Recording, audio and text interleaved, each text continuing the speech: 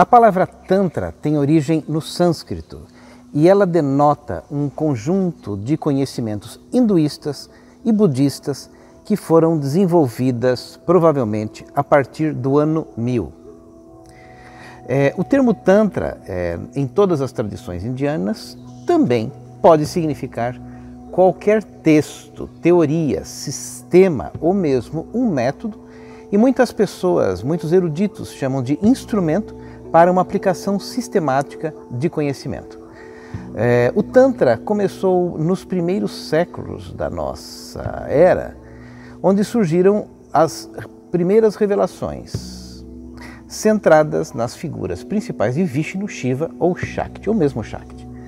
No budismo, a tradição Vajrayana é conhecida por suas ideias bastante amplas e práticas, iniciando mais propriamente no ano 1000, as revelações tântricas centradas nos discursos de Shiva, Vishnu ou Shakti. No budismo, essa tradição é também conhecida como Vajrayana e ela engloba um conjunto de técnicas e ideias que elas se expandem não só dentro do budismo, nem dentro do hinduísmo, mas também em outras linhagens, como a tradição jainista e a tradição tibetana do budismo Bon, que na verdade não era budismo ainda, mesmo dentro do taoísmo e na tradição japonesa do shintoísmo. Alguns modos de adorações não védicas, que são chamados de pujas, são considerados também tântricos e a sua concepção, o seu conceito de ritual é fundamentalmente tântrico. A construção dos templos hindus, geralmente, eles se moldam à iconografia tântrica e especialmente dentro da leitura dos padrões dos chakras adotados em sua construção. Os textos que geralmente referem-se a todos esses processos no Tantra são chamados de Tantras, Agamas ou Samhitas. No budismo, a sua literatura influenciou todas as obras tibetanas, especialmente na literatura e na arte, de modo que nós vamos encontrar em todas as cavernas da Índia imagens relacionadas com a expressão tântrica dentro desses princípios. Mas quando nós falamos de Tantra, a coisa que mais vem em nossa mente são as questões, as ligações sexuais que o Ocidente fez a esse respeito, ou seja, a ligação do Tantra com os aspectos da nossa sexualidade. E quando nós falamos nesses aspectos do Tantra com a nossa sexualidade, nós citamos as práticas tântricas que envolvem uma gama muito ampla de tópicos, focados em questões espirituais e não sexuais, ou seja, os tantras, em princípio, eles não focam absolutamente nada na sexualidade. Porém, nós podemos citar aqui um grande estudioso do Tantra, que é o Gavin Flood, e ele cita que o tantrismo é uma prática que ficou conhecida no Ocidente pela notoriedade dos seus aspectos antinomianos. E nós entendemos como antinomianos o estar ao contrário de uma certa corrente comum, de um certo campo de conhecimento comum. Então isso nós retratamos estereotipadamente como uma prática que pode estar relacionada com o erotismo esotérico e a sexualidade ritualizada em nome de uma religião. Algumas escrituras tântricas falam sobre a utilização de certas substâncias entorpecentes, como, por exemplo, vinho, dentro de suas práticas. Também, dentro do Panchamakara, é estudado o uso de carne e de outros vegetais, de outros cereais tostados, que são altamente afrodisíacos, né? Mas esse relato sobre a imaginação sexual não se limita ao mundo ocidental, né? Há um grande estudioso chamado Jayanta Bhatta, que é um estudioso do século IX, e que comentou que já fazia comentários da literatura tântrica, que todas as suas práticas, quando estão bem posicionadas, dentro de seus ensinamentos conhecidos como ensinamentos imorais, pode levar o praticante a um estado de supraconsciência. Então, essas abordagens ligadas à sexualidade, ou como a sexualidade é vista, não é só uma condição figurativa do mundo ocidental. No século IX, nós já tínhamos este tipo de expressão. A sexualidade, então, a gente vai entender que faz parte das práticas tântricas. E os fluidos sexuais são vistos como substâncias divinas e poderosas que são utilizados ritualisticamente também. Alguns textos extremos, aqui eu estou falando de acordo com o próprio Gavin Flood, eles acabam indo mais longe, como o texto budista Chandra Maharoshana Tantra, que defende o consumo de alguns resíduos corporais como substâncias poderosas, ensinando que estes resíduos devem ser consumidos como uma dieta que era uma dieta consumida por todos os Budas, não é? E dentro desse princípio nós vamos então reconhecer nas seitas mais extremas, como as da linhagem Aghori, uma releitura desses processos todos, né? Mas essas práticas às quais nós estamos nos referindo, elas são bastante excepcionais e extremadas, e não são consideradas em muitas das literaturas, mesmo nas literaturas budistas ou tântricas. Já na tradição Kaula, que é uma tradição sumamente física, em outros lugares, são mencionados os fluidos sexuais como substâncias altamente poderosas e transformadoras da consciência, mas dentro de um aspecto sagrado utilizado nos pujas. Há um grande estudioso dentro dessa linhagem, que é o Douglas Brooks, que afirma que estes elementos antinomianos, como o uso de substâncias intoxicantes e sexo, não eram de natureza animistas, mas em si que eles foram adotados em alguma tradição Kaula para desafiar o devoto tântrico a quebrar as distinções entre a realidade brahmânica e o mundo físico mundano. Ou seja, estas formas de manifestações antinomianos, eles estavam muito mais relacionados com a quebra de tabu do que a qualquer outro elemento propriamente ligado à tradição tântrica, né? Então, tanto que nós temos que no Shaivismo da Caxemira, que é a escola de Abhinavagupta, as ideias antinomianas transgressoras, elas foram internalizadas para a meditação e reflexão como uma maneira, como uma forma de nós fazermos uma integração da subjetividade dentro do nosso sistema de consciência. E é por esta razão que uma das escolas mais eruditas, mais cultas e mais amplamente aceitas é a escola trika de Abhinavagupta. A maioria dos textos hindus e budistas e tantra, nós vamos ver que nestas linhagens as formas extremas do ritualismo sexual eles são absolutamente ausentes. Já nos textos jainistas, por exemplo, eles são completamente ausentes. Porém, estas questões relacionadas à emoção, ao erotismo e sexo são universalmente considerados na literatura tântrica como naturais, como condições desejáveis, como meio de transformação da divindade interior para refletir e recapitular a felicidade extrema de Shiva e Shakti, não é? Shakti no seu aspecto, digamos, simbólico, porque Shakti manifestava-se, no caso de Shiva, em sua consorte Parvati. Dentro dessa condição, Kama, que é desejo, e o sexo são um aspecto da vida que é visto na tradição tântrica como a realização do universo, que o propósito se estende além da procriação e é outro meio da jornada interior e da realização espiritual.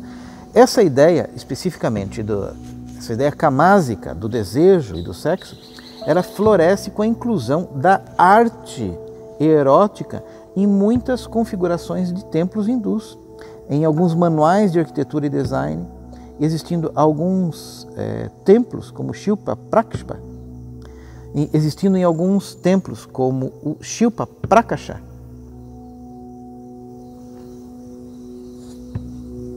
Esta ideia floresce com a inclusão da arte camásica, ou seja, arte erótica, em muitos dos templos hindus antigos.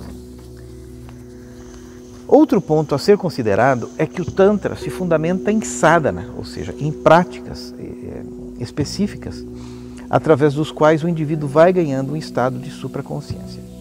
Estas práticas, elas são elementos fundamentais que no Tantra constituem a base no qual se alicerça o processo de desenvolvimento. Entre elas, nós vamos colocar como as condições definidoras as seguintes.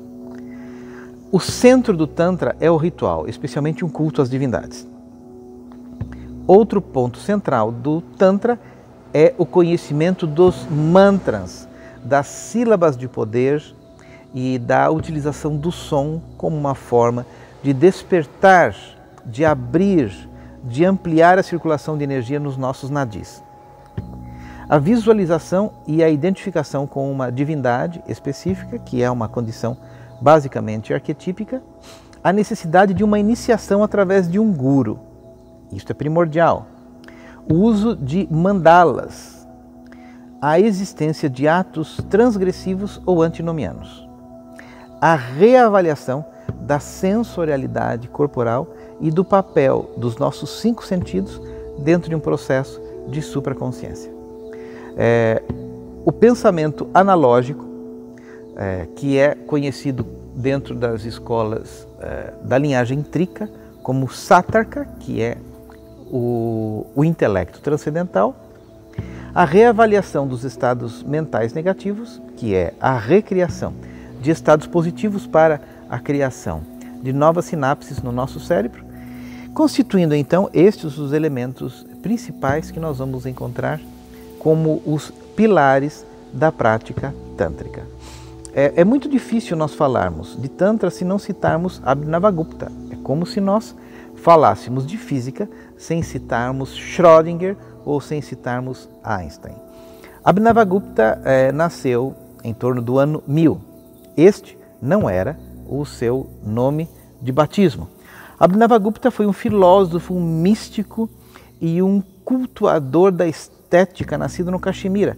Ele também foi considerado um músico bastante influente, poeta, dramaturgo, teólogo e matemático.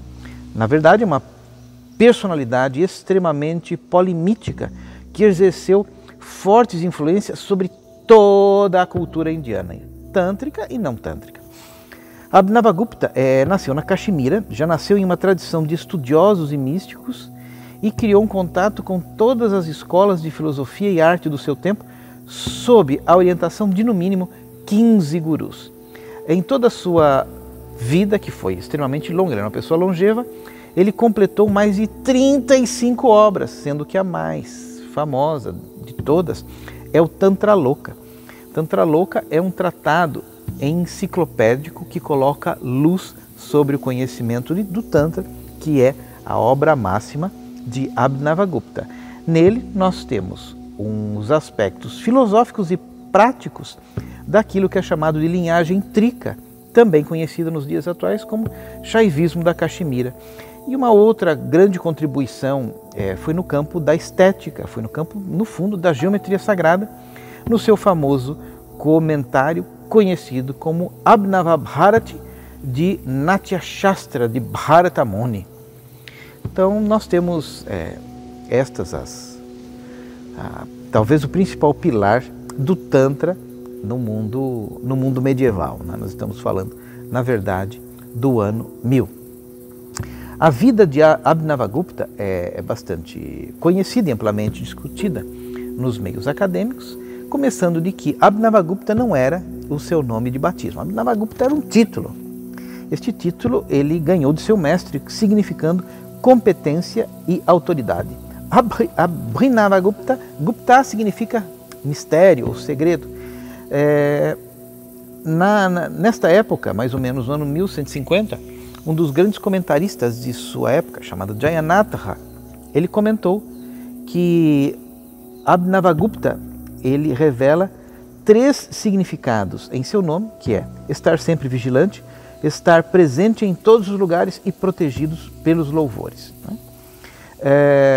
Existe um autor chamado, se não me engano, Ranieri Guilde, que enfatizou que Abhinavagupta ele concluiu a tradição do Tantraloka e também Abhinava significa novo, como uma espécie de referência através do Tantraloka de uma forma completamente diferente da interpretação do sistema de realidade universal. Então, segundo o que nós conhecemos de Abhinavagupta através de seu grande biógrafo, que é Jayaratha, nós entendemos que ele possuía as 6 qualidades necessárias para o grande Guru, que é uma potência muito grande de Shaktipata, que é uma potência de transmissão da força, que é escrito nos textos sagrados antigos e especialmente no Shirupavastra, fé inabalável em Deus, realização de mantras, controle sobre os princípios objetivos, que são os tattvas, né? Conclusão bem-sucedida de todas as atividades realizadas, criatividade poética e conhecimento espontâneo de todas as disciplinas que englobavam os conhecimentos relacionados com o Tantra. A criação de Abhinavagupta está bem equilibrada entre os ramos da tríade Trika, que é vontade, chamada Icha, conhecimento Jnana e ação Kriya. E todos os seus trabalhos também incluem canções devocionais, obras acadêmicas, filosóficas e outras que descrevem práticas rituais e yogis. Assim sendo, nós temos que Abhinavagupta, como autor, é considerado o sistematizador do pensamento filosófico, de modo que ele reconstruiu, racionalizou e orquestrou todo o conhecimento filosófico do seu tempo de uma forma muito coerente e concreta. Então, quando nós avaliamos todas as fontes disponíveis do seu tempo, nós vamos perceber de uma forma muito clara que ele é um pesquisador científico e histórico altamente erudito do conhecimento ancestral da Índia, especialmente da época medieval.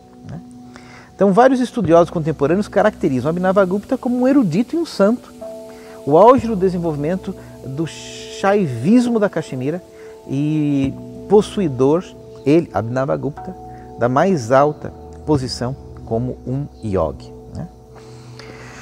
A vida de Abhinavagupta. Abhinavagupta permaneceu solteiro por toda a sua vida. Apesar de ele ser adepto do Kaula, grande parte da sua vida ele foi um brahmachari, ou seja, um renunciante. E supostamente ele utilizou essa sua força vital, chamada Ojas, para a criação de todas as obras que marcaram o fundamento daquilo que nós encontramos hoje em dia como Tantra. Essa energia Ojas, ela relaciona-se com a transmissão de forças no nosso sistema nervoso, fisiológico e espiritual, criando um nível de inteligência ímpar que foi desenvolvido graças à união de rituais, casando a energia de Shiva com Shakti. Essa união ela é essencialmente uma união não física, é uma união que se faz no conceito da consciência. Abhinavagupta ele viveu o tempo todo dentro da sua casa, que funcionava como um ashram, como um gurukula, com seus familiares e amigos, e ele se tornou um monge. Na verdade, ele não se tornou monge, né? Ele era um monge dentro do seu gurukula, mas ele não se tornou um monge errante e nem assumiu os deveres regulares de sua família, mas viveu a sua vida como um escritor, um professor, e a sua personalidade toda foi descrita como uma realização de toda a sua visão. Então, provavelmente, este foi o mais famoso tântrico que já existiu. Em um outro vídeo, nós vamos ter a oportunidade de falar um pouco mais sobre Abhinavagupta e sobre a sua